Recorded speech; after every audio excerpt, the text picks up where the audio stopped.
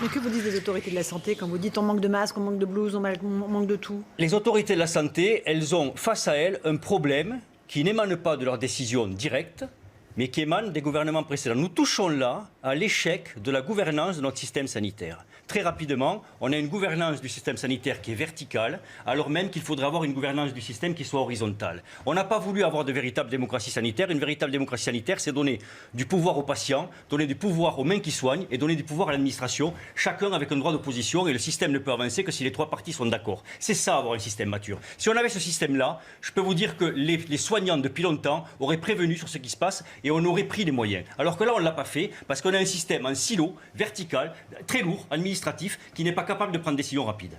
Un dernier mot avant de vous libérer, docteur Marty. Vous portez un bandeau de crêpe noire sur le bras. Je ne sais pas si on peut le montrer à l'écran. Pourquoi est-ce que vous avez ce bandeau noir ?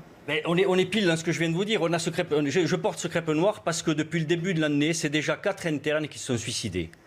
Et on a en moyenne un interne qui se suicide tous les 10-15 jours. Et c'est une horreur. C'est une horreur parce que c'est l'avenir de la médecine.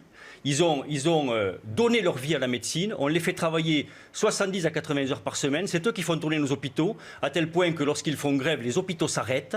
Or, on leur demande encore plus, parce qu'il y a 30% de postes vacants de praticiens hospitaliers à l'hôpital public. Ça veut dire que c'est les internes qui font encore plus tourner les services. Et ils n'ont pas jamais de temps de repos. Et on a de la casse chez eux. Il faut arrêter ça. Il faut arrêter ça. Il faut protéger nos internes. Et c'est un travail là aussi de tous les jours. C'est un investissement quotidien de la part des politiques de comprendre que quand on méprise ceux qui font l'avenir de la médecine, on méprise sa propre nation. Merci beaucoup. Ces paroles.